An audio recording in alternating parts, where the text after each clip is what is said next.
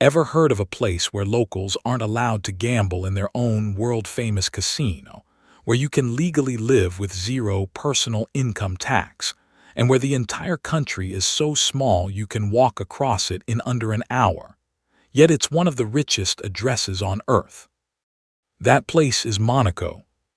From billionaires casually strolling past Formula One tracks to royal palaces overlooking the Mediterranean, Monaco feels less like a country and more like a movie set that never yells cut.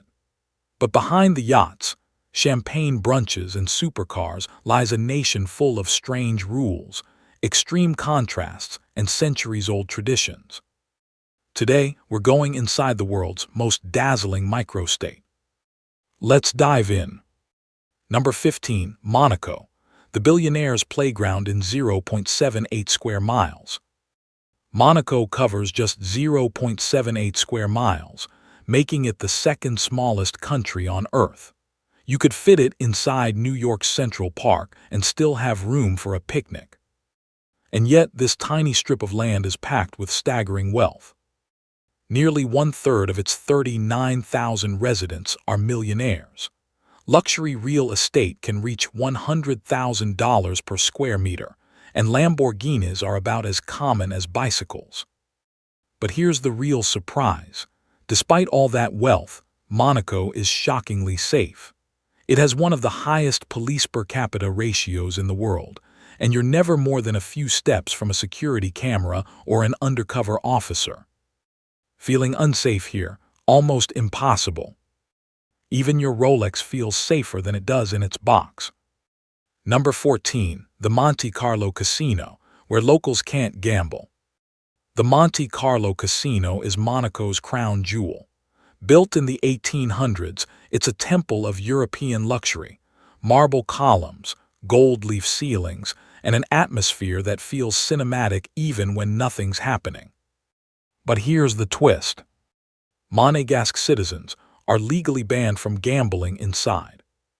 Visitors and foreigners are welcome to play, but locals are restricted, an old policy designed to protect residents from financial ruin while letting tourists and high rollers keep the roulette wheels spinning.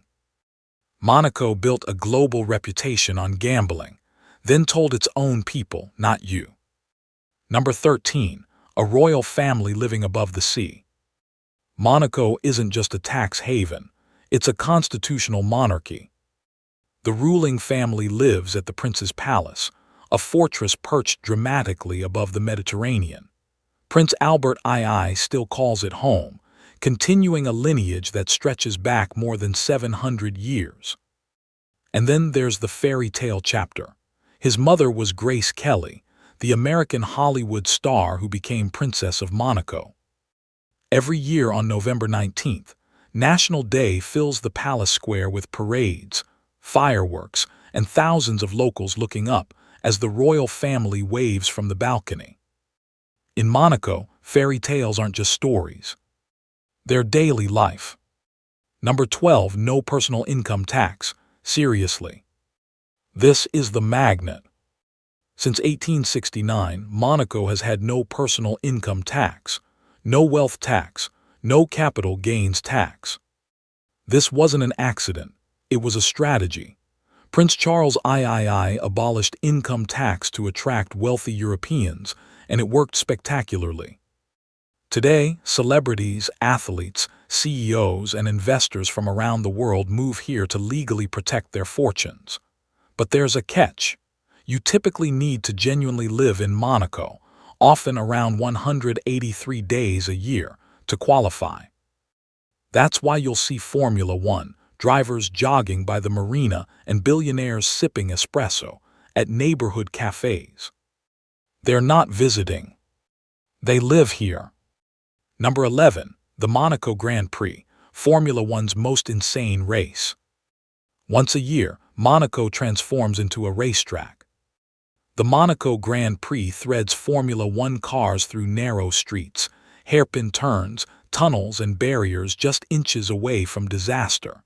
There's no runoff, no forgiveness, and no margin for error. It's the slowest average speed track in Formula One, but also the most glamorous. During race week, Monaco's population doubles, hotel rooms cost thousands per night, and yachts turn into floating VIP lounges. For fans, it's a bucket list dream. For locals, it's just another week in paradise. Number 10, style isn't optional here. In Monaco, people dress like they're stepping onto a runway just to buy groceries. Sweatpants rare.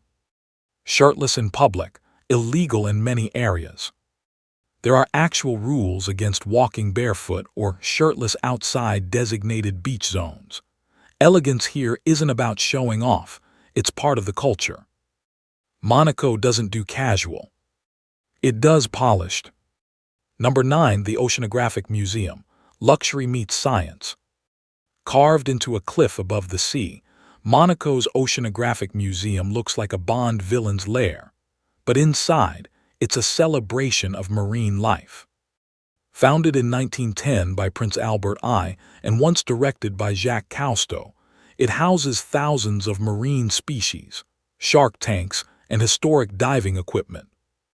In a country obsessed with wealth, this museum is a reminder that conservation here isn't a trend, it's a tradition. Number 8, safety so extreme it feels unreal. Crime in Monaco is almost non-existent. The principality has one police officer for roughly every 100 residents, along with round-the-clock surveillance. Parents regularly let young children walk to school alone, ride bikes through the marina, and play freely in public spaces. In a world where wealth often brings fear, Monaco somehow brings peace. Number 7, no airport, just helicopters. Monaco doesn't have an airport, but it does have helicopters everywhere. The fastest way in is a 7-minute helicopter ride from Nice, offering views so stunning they feel unreal. For many residents, this isn't a luxury experience, it's commuting. When time is money, helicopters just make sense. Number 6, one of the longest life expectancies on Earth. Monaco consistently ranks near the top for life expectancy, often cited in the high 80s. Low crime, walkability, Mediterranean diets, elite healthcare, and minimal stress all play a role. When your biggest decision is whether to sail to Capri or Saint-Tropez this weekend, aging feels optional. Number 5, real estate more expensive than gold. A studio apartment in Monaco can cost $2–3 million. A 2-bedroom with a view, easily $10 million or more. There's simply no space left. So Monaco did the unthinkable. It built more country. Entire neighborhoods like Portier Cove were created through land reclamation, expanding Monaco directly into the sea. When land is priceless, even the ocean isn't off limits. Number 4, a tiny country with global voices. French is the official language, but Monaco is deeply international. English and Italian are everywhere, and residents come from over 130 nationalities. Still, locals fiercely protect their identity, including Monégasque, a rare regional language rooted in centuries of tradition. Small country, strong culture. Number 3, even public elevators have million-dollar views. Because Monaco is steep and layered, public elevators and escalators connect different levels of the city. And in Monaco fashion, even basic infrastructure comes with panoramic harbor views. Getting from point A to point B here feels less like commuting and more like sightseeing. Number 2, a public beach Monaco style. Larvado Beach is open to everyone, but chaos isn't invited. Umbrellas line up perfectly. The water stays calm. Even toddlers seem oddly composed. It's the world's most sophisticated beach day, where bikinis and Rolexes somehow coexist in harmony. Number 1, Monaco, where unreal is just Tuesday.